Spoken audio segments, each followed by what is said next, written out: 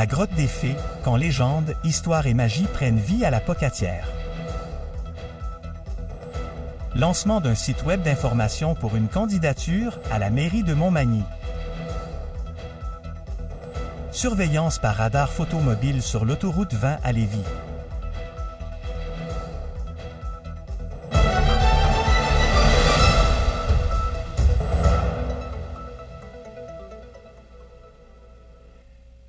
Mercredi 9 juillet 2025. Bonjour mesdames et messieurs et bienvenue à votre bulletin régional sur le réseau de télévision CMA TV. Le Musée québécois de l'agriculture et de l'alimentation de la Pocatière propose une activité culturelle et immersive inédite cet été, soit la projection du court-métrage La grotte des fées, dès aujourd'hui, le 9 juillet 2025. Cette œuvre, inspirée d'une légende locale, transporte les spectateurs au cœur d'un récit enchanteur et historique, ancré dans la guerre de la conquête de 1759. L'histoire débute alors que les hommes de la région sont partis défendre Québec. Les troupes britanniques s'approchent dangereusement de la rive sud du Saint-Laurent, brûlant tout sur leur passage.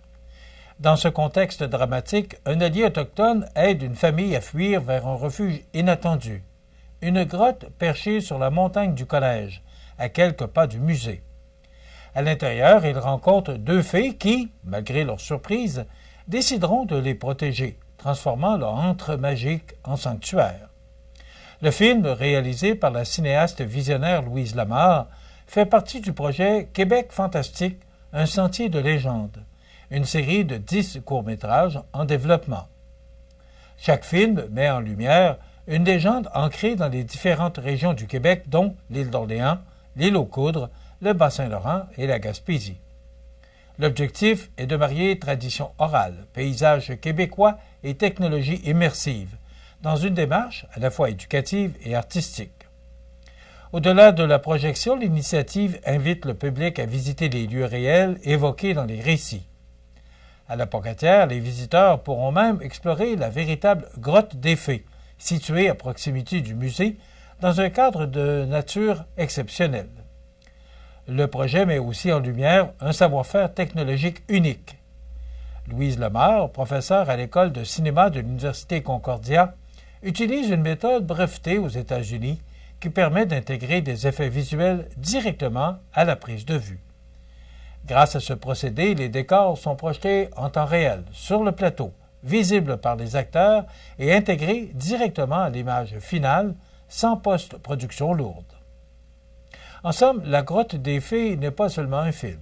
C'est une porte ouverte sur notre patrimoine immatériel, une invitation à rêver, à apprendre et à redécouvrir notre territoire à travers les yeux de ceux qui ont transmis ces histoires au fil des générations. Un rendez-vous à ne pas manquer cet été pour les familles, les passionnés d'histoire et tous les amoureux de contes et de légendes québécoises. Dans le cadre de la prochaine édition municipale ou l'élection municipale, un site web dédié à la campagne d'une des candidates à la mairie de Montmagny, Mme Gabrielle Brisebois, a été officiellement mise en ligne. L'initiative vise à offrir un point d'accès centralisé pour informer les citoyens sur les démarches, les priorités et les activités de campagne en cours. Le site, accessible à l'adresse www.montmagnygabrielle.com, propose aux résidents de Montmagny une plateforme pour en apprendre davantage sur les idées présentées, les enjeux abordés et les façons de participer à la réflexion collective autour de l'avenir de la municipalité. Une page Facebook complémentaire permet également de suivre les événements publics et les mises à jour. Le contenu du site de Mme Brisebois aborde notamment des thèmes liés au développement économique durable, aux services de proximité et à la vitalité communautaire. De nouvelles propositions seront ajoutées progressivement afin de répondre aux réalités locales et de nourrir le débat public en vue du scrutin. L'outil numérique se veut un espace de dialogue accessible à tous où les citoyens sont invités à poser des questions, à soumettre leurs suggestions et à rester informés sur les prochaines étapes de la campagne municipale qui aura lieu le 2 novembre prochain. Les électeurs peuvent dès maintenant consulter le site web, s'informer et participer à la démarche électorale en partageant leurs idées pour l'avenir de Montmagny. Surveillance par radar photomobile sur l'autoroute 20 à Lévis. Tous les détails dans un instant.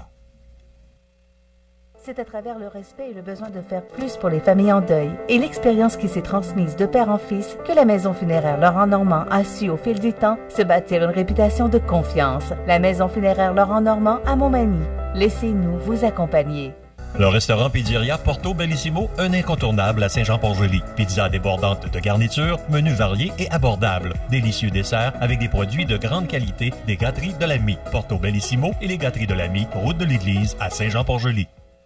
Cet été, laissez-vous porter par la musique. Du 17 au 20 juillet, le Festival Guitare en Fête de Lille vous propose 15 spectacles, dont Tire le Coyote, Jelly Tapa et une soirée avec Beatles Studio à Alpha-Manqué. Bien en vente sur place, argent comptant seulement. Information guitaresenfête.com.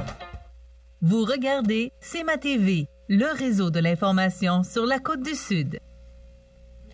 Le ministère des Transports et de la Mobilité durable informe la population ainsi que ses partenaires que le chantier de réfection de la chaussée de l'autoroute 20 en direction ouest entre la sortie numéro 305, route Lagueux, et le kilomètre 299 près de la route Germain à Lévis pourra désormais faire l'objet d'une surveillance par radar photomobile.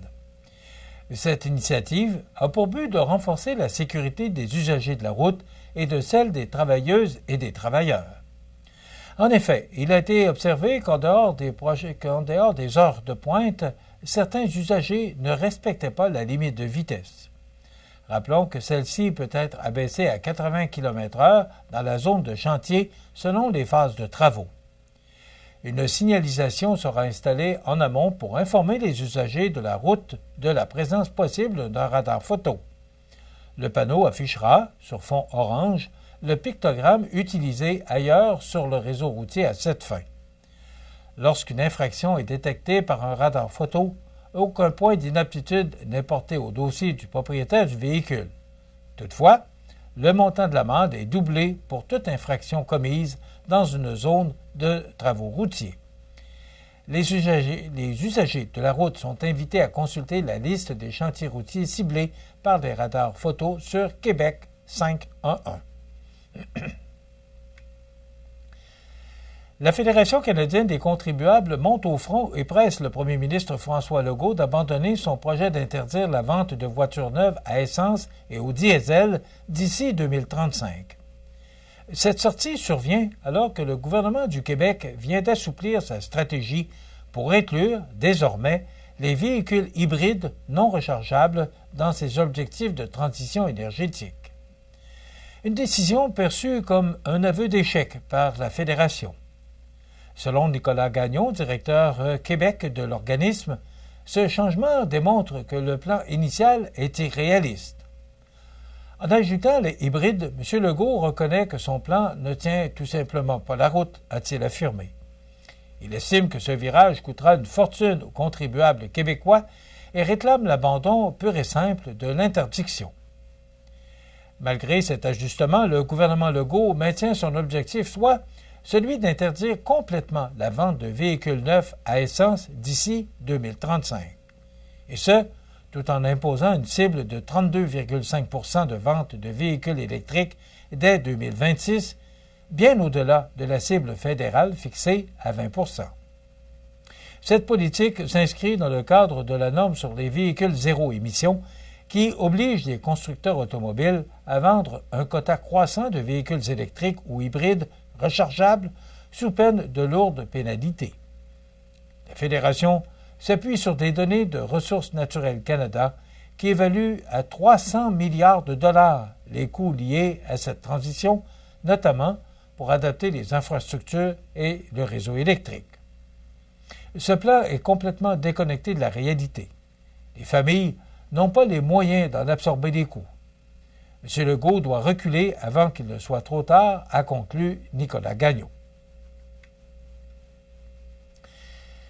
La saison estivale démarre en grand à Montmagny avec la programmation d'un été chaud présenté gratuitement à la place Montel grâce à la participation de Desjardins. En effet, le coup d'envoi promet d'être haut en couleur avec 2 soirées 100% country qui sera roi les 11 et 12 juillet prochains, rendu possible grâce à la collaboration avec le Cégep de la Pocatière, campus de Montmagny.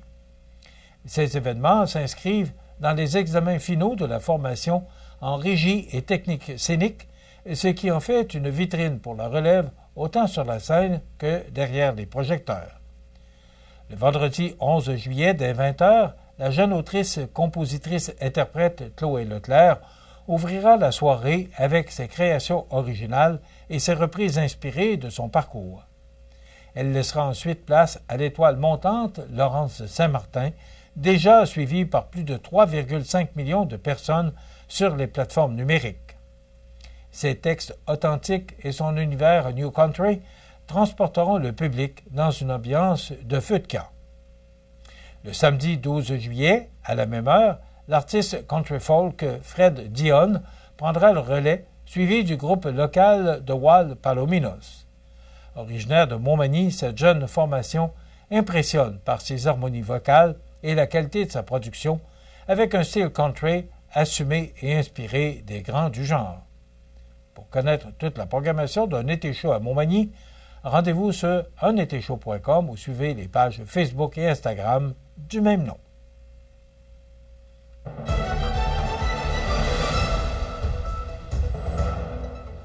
Au sport, c'est dans le cadre du repêchage tenu de juin dernier que l'Everest de la Côte-du-Sud a dévoilé une nouvelle importante pour sa saison 2025-2026.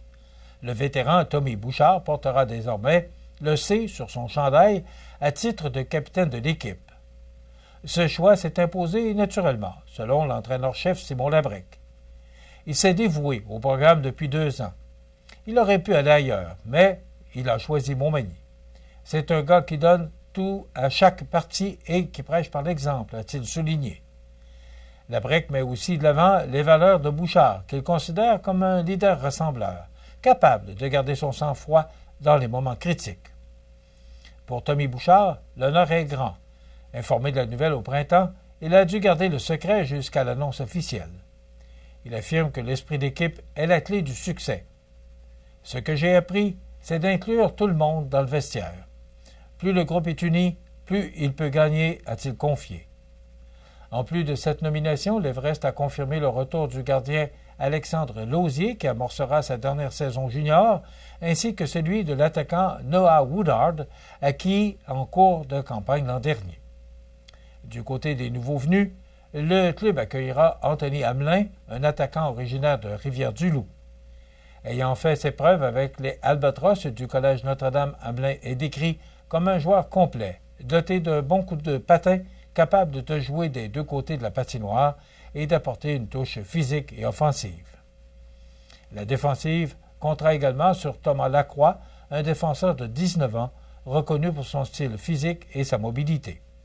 Il est le fils de Steve Lacroix, ancien recruteur en chef et DG adjoint de l'Everest, marquant ici la première fois qu'un duo père-fils évoluera au sein de l'organisation.